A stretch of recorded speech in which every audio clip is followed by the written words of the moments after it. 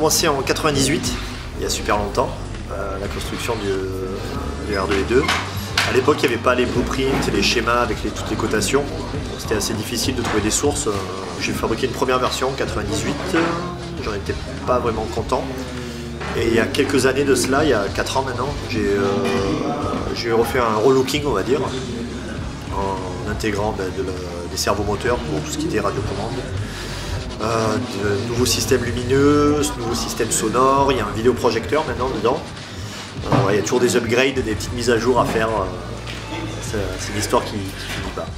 Je vous demande de faire un tonnerre d'applaudissements pour monsieur Robert Blalac.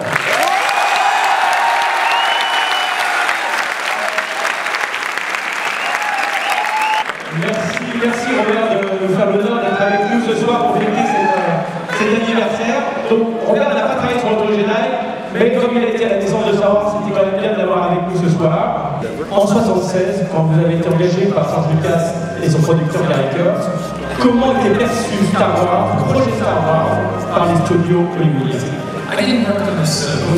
Je n'ai pas travaillé sur le Retour du Jedi, mais si je n'avais pas été présent aux prémices du tout premier film, le troisième n'aurait jamais vu le jour. George Lucas a fait un film pour Universal qui a rapporté au studio 2800% de son investissement initial. C'était American Graffiti.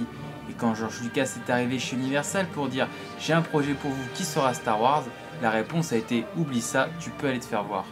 Lors des préparatifs de Star Wars, George Lucas a commencé par faire le tour des studios et aller voir les vieux entrepôts d'effets spéciaux. Il est allé réveiller des talents créatifs qui ne demandaient que ça. Et la réponse à ces demandes ont été « On ne peut pas vraiment le faire ou ça coûtera 3 fois plus d'argent que vous n'en avez ». Il s'était littéralement heurté à un mur.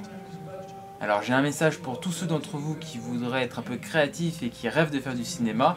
Vous pouvez le faire, c'est à votre portée. Vous deviez tout faire, tout créer. Il n'y avait pratiquement rien pour faire des effets spéciaux avec vous. Quel a été le plus grand défi que vous avez dû affronter pour faire le cinéma? Le plus gros défi que nous avons eu à faire a été le fait que nous faisions quelque chose qui n'avait jamais été fait auparavant. Personne n'avait l'expérience pour faire quelque chose d'aussi complexe et d'aussi sophistiqué, mais on était assez jeunes et naïfs pour accepter le défi. Donc ce qu'on a été obligé de faire, c'était de fouiller dans les fonds de poubelle des vieux studios et entrepôts d'effets spéciaux pour trouver un élément par-ci, un élément par-là, afin de constituer la technologie nécessaire à notre tâche. Et donc petit à petit, on y est arrivé comme ça. Tout le monde autour de nous avait peur de ce qu'on pourrait faire ou pas, que ce soit les studios ou George Lucas. Petit à petit, on a essayé de lutter contre ces craintes, et donc sur les 24 mois de travail, on en a passé 15 à développer ces technologies à partir de rien.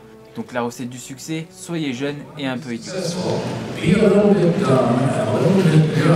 que vous vous rendiez compte que vous étiez les pionniers et que vous aviez laissé cet héritage technologique à toutes ces générations après et que ça allait influencer le cinéma qu'on connaît des années 80-90 bourré d'effets spéciaux?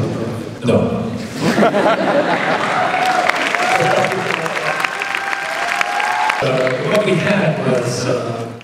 Non, si j'avais eu une idée de l'ampleur des choses que nous faisions, j'aurais immédiatement acheté des actions chez la 20th Century Fox.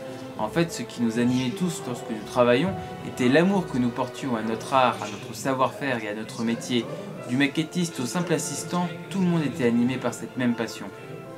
À l'époque, on n'avait aucune idée de ce que l'on faisait. On peut comparer cela à des explorateurs qui se taillaient un chemin dans la jungle avec une machette pour créer ce qui allait devenir une véritable autoroute. Mais bon, assez parlé, on est tous là pour voir un film.